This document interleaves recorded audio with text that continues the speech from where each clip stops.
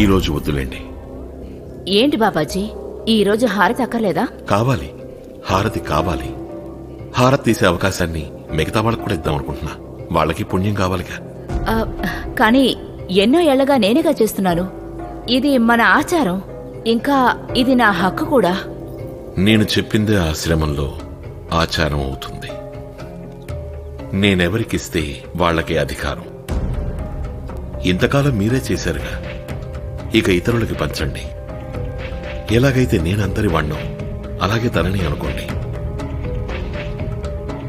మొన్నటి వరకు నరకంలో జీవించినా కూడా జీవితం మీద ఆశని నమ్మకాన్ని పోగొట్టుకోకుండా ధైర్యంగా పోరాడి ప్రజలకు మంచి చేయాలనే సదుద్దేశంతో తనని తాను అర్పించుకున్న ఈవిడికి దక్కాలి ఈ అధికారం. అంతేకాకుండా తన భర్తని శుద్ధీకరణకి ప్రోత్సహించి అత్యున్నత త్యాగానికి నిదర్శనంగా నిలిచింది. నిజంగా ఈవిడి దేవత. ఈ బాధ్యతకి అసలైన అర్హురాలు. సాధ్వి, నువ్వు కూడా సంతోషంగా ఈ దేవతని స్వాగతించు.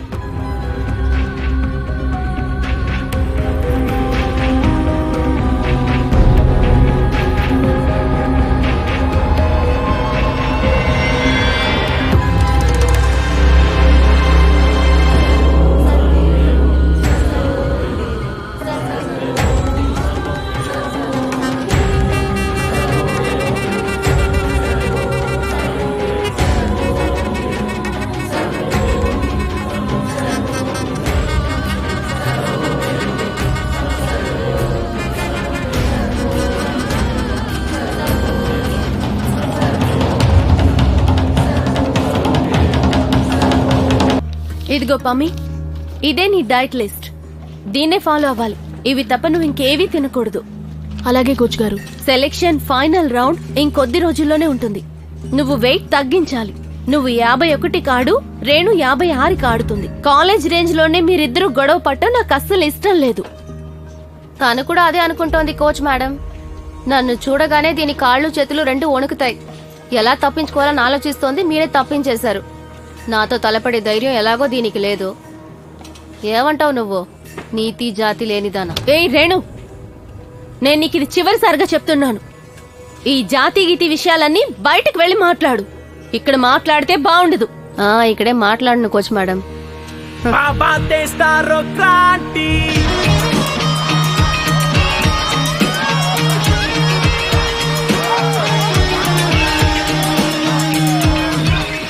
బాబా కాన్సర్ట్స్ విజయవంతంగా సాగుతున్నాయి. ఈ కాన్సర్ట్ సక్సెస్ అవడంతో మన రాష్ట్రంలో మిగతా ప్రాంతాల యువత కూడా కుతూహలత పెరుగుతుంది. ఈ రోజు కాన్సర్ట్ ఇక్కడ మాజీ ముఖ్యమంత్రి హుకుం సింగ్ గారి కాన్స్టిట్యుయెన్సీలో జరుగుతోంది. ఇక్కడ అంటించిన పోస్టర్లన్నీ చూస్తుంటే ఆయన కూడా ఇవాళ వేదిక ఎక్కుతారని అనిపిస్తోంది. ఇంకో ముఖ్యమైన విషయం, ఇప్పుడు మన ముఖ్యమంత్రి సుందర్లాల్ గారు ఆశ్రమంకి వెళ్లి సంధ్యాహారతిలో పాల్గొన్నారు. ఈ సత్సంగం రాజకీయాల్లో ఎలాంటి మలుపుని తీసుకొస్తుందో అంచనా వేయలేకపోతున్నాం. బాబా నీడలో ఉండరా, నీకెన్నడు జరగదు కీడురా.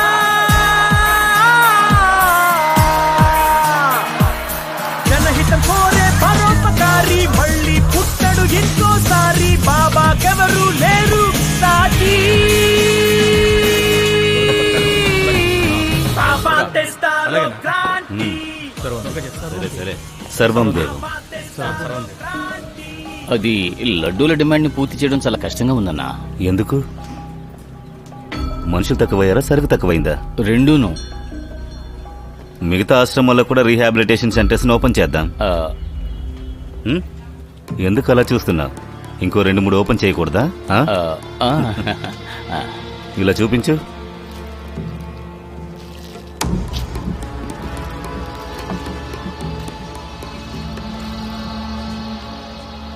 మిక్సింగ్ అంతా కరెక్ట్ గానే ఉందిగా? కరెక్ట్ గానే ఉందన్నా.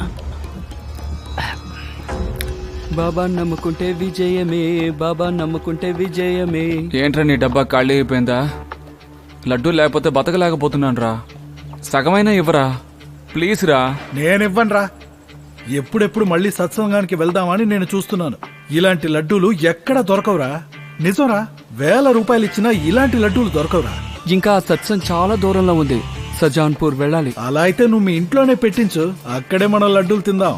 ఏం పర్లేదురా, ముండ్రా చౌక్ నుంచి స్పెషల్ బస్సు వెళ్తోంది, నువ్వు అందులో ఎక్కేసే. రాత్రింపవళ్ళు ఒకటే ఆలోచన, సత్సంగ్లో ఇచ్చే లడ్డూలు. Hi Natasha. హాయ్ ఉజ్జాగర్ ఎక్కడ ఉన్నాడు? వాడు రెడీ అయిపోయాడా? Sir, almost ready sir. Great. Evidence అన్ని చాలా జాగ్రత్తగా పట్టుకోమని చెప్పు. అన్ని బాబా ఆశ్రమాల్లోనూ డ్రగ్స్ చాలా ఎక్కువ అవుతున్నట్టుగా తెలిసింది. మాకు ఫుల్ రిపోర్ట్ కావాలి. Yes sir, I let them know. All the best. Thank you sir.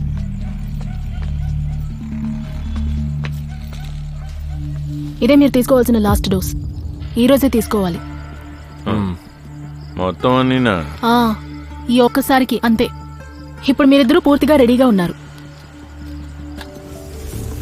Action time వచ్చేసింది. అంత మాట్లాడేసావా? అంతా మాట్లాడేశాను, అన్నీ సెట్ అయిపోయాయి. అదిగో వచ్చేసింది బండి. మత్తు పదార్థాలకు అలవాటైన వాళ్ళని పట్టుకుని బంధించి ఇలాగే బండిలో తీసుకొచ్చి వదిలేస్తారు.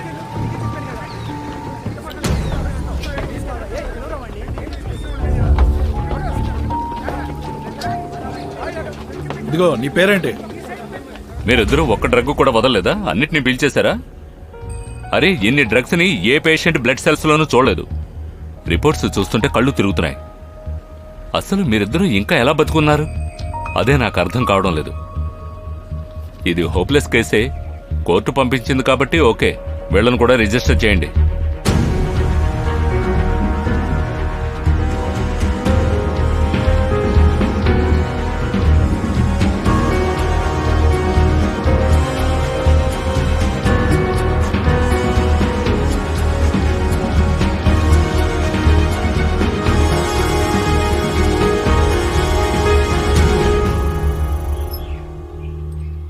పమ్మి, ఏం చేస్తున్నావు నువ్వు? 55+ అయ్యావు.